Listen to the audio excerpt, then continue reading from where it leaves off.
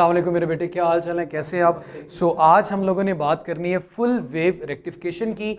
Full wave rectification दो तरह से होती है, दो डायोड्स के साथ भी, चार के साथ भी। तो हम आज चार के साथ देखते हैं। दो डायोड्स वैसे ही एक्सप्लेन कर देंगे कि सेंटर में टिपिंग करके लाइक वायर कनेक्ट करके एक डायोड आपके पास फॉरवर्ड बाइसिंग में होता है, दूसरा आपके पास रिवर्स बाइसिंग में होता है। आप मेरे बेटे सबसे पहले ज़रा इसका देखें जिसमें चार डायोड्स का इस्तेमाल है।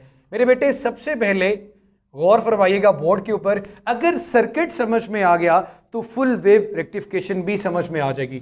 फुल वेव रेक्टिफिकेशन का मतलब कि आप एसी साइकिल को कंप्लीटली रेक्टिफाई करते हो, पॉजिटिव हाफ साइकिल को भी और नेगेटिव हाफ साइकिल को भी। एक चीज याद रखना, यहां पे आपके पास आउटपुट में आपको प्योर डीसी नहीं बल्कि पल्सेटिंग डीसी मिलेगा।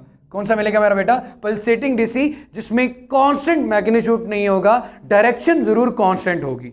अब मेरे बच्चे सबसे पहले जैसे कि आप लोगों ने व्हीटस्टोन ब्रिज पढ़ी थी, इसके लिए इसे कहा जाता है ब्रिज रेक्टिफायर। क्या कहते हैं मेरा बेटा? ब्रिज रेक्टिफायर, जिसके अंदर आपने चार डायोड्स का इस्तेमाल करना है। सबसे पहले मेरा बेटा देख लें, एक डायोड ये, इसके एंगेंस्ट में बिल्कुल सामने इसी ओरिएंटेशन में आपने दूसरा डायोड कंस्ट्रक्ट कर दिया, इसी की ओरिएंटेशन में। फिर उसके बाद मेरे बेटे आपने दूसरे डायोड्स की बात करनी है, लाइक उसकी ओरिएंटेशन थोड़ी चेंज कर देंगे,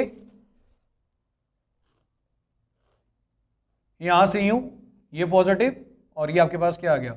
नेगेटिव। यहां से ये इसके बिल्कुल सेम ओरिएंटेशन में होना चाहिए।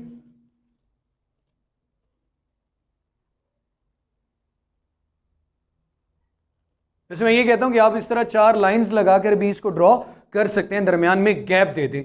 इन दो लाइंस में जो डायोड्स हैं उनकी ओरिएंटेशन, उनकी डायरेक्शन, मतलब आगे एन पीछे क्या आ रहा है? पी। इधर एन इधर पी। अब मेरे बेटे आप इनको नाम दे दें। ये जरा देखिएगा मेरा बेटा, D1, ये है D3, ये आपके पास D2 और ये क्या आ गया? D4। अब जरा गौर करिएगा मेरे बच्चे, डायोड्स डी को रिप्रेजेंट कर रहे हैं। यहां पे हमने इनपुट साइकिल में एसी प्रोवाइड करना है, मतलब इनपुट वोल्टेज में एसी देना है, और आउटपुट में आपको पल्सेटिंग डीसी मिलेगा। इसे फुल वेव रेक्टिफिकेशन भी इसलिए कहते हैं कि इसमें during the negative half cycle और during the positive half cycle दोनों केसेस में रेक्टिफिकेशन होती है।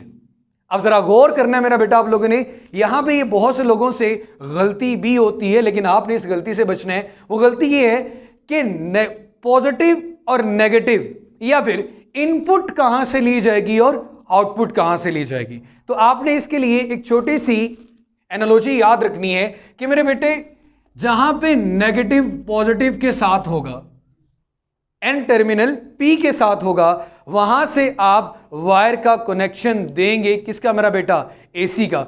ये देखिए नेगेटिव पॉजिटिव के साथ है, यहां से मैंने एक वायर ली और इसको एसी के एक टर्मिनल के साथ कनेक्ट कर दिया, ठीक है। दूसरा फिर नेगेटिव और पॉजिटिव ढूंढे, तो ये आपको नजर आ रहा है मेरा बेटा, ये नेगेटिव और ये आपके पास क्या आ रहा है? पॉजिटिव।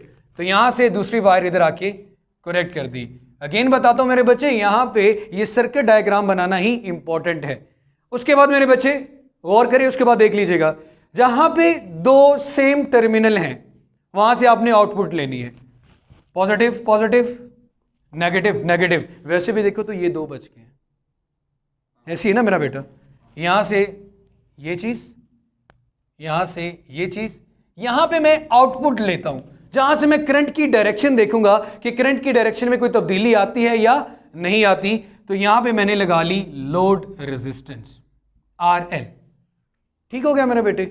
अब जरा गौर फरमाइएगा सर, ध्यान कीजिएगा, हम यहां पे इनपुट और आउटपुट वोल्टेज देखते हैं। इनपुट आपके पास भाईजान एसी है, तो उसकी तो साइनोसाइडल वेवफॉर्म आएगी आपके पास।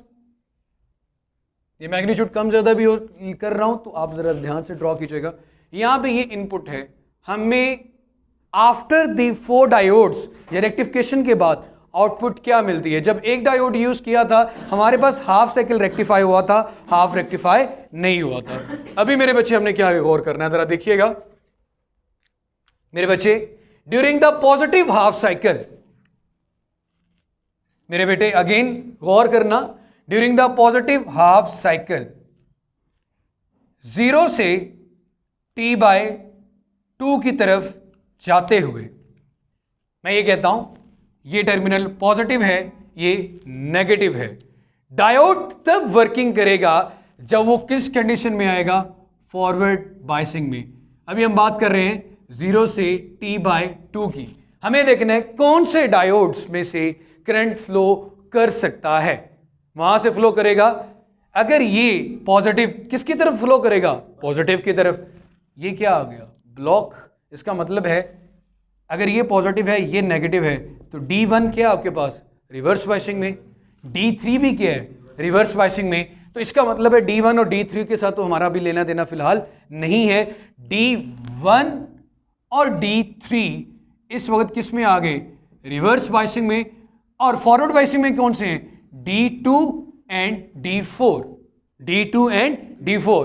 पॉजिटिव यहां से गएगा, यहां से ब्लॉक, इधर आ गया जनाब, यहां से फिर ब्लॉक, तो इन दोनों को तो क्या कर दिया? Reverse biasing. यहां से होता हुआ दोबारा फिर मेरे बेटे ये ऐसे, और फिर दोबारा अपनी बात को इसने क्या कर लिया? कंप्लीट। ये दिखा दूं कैसे?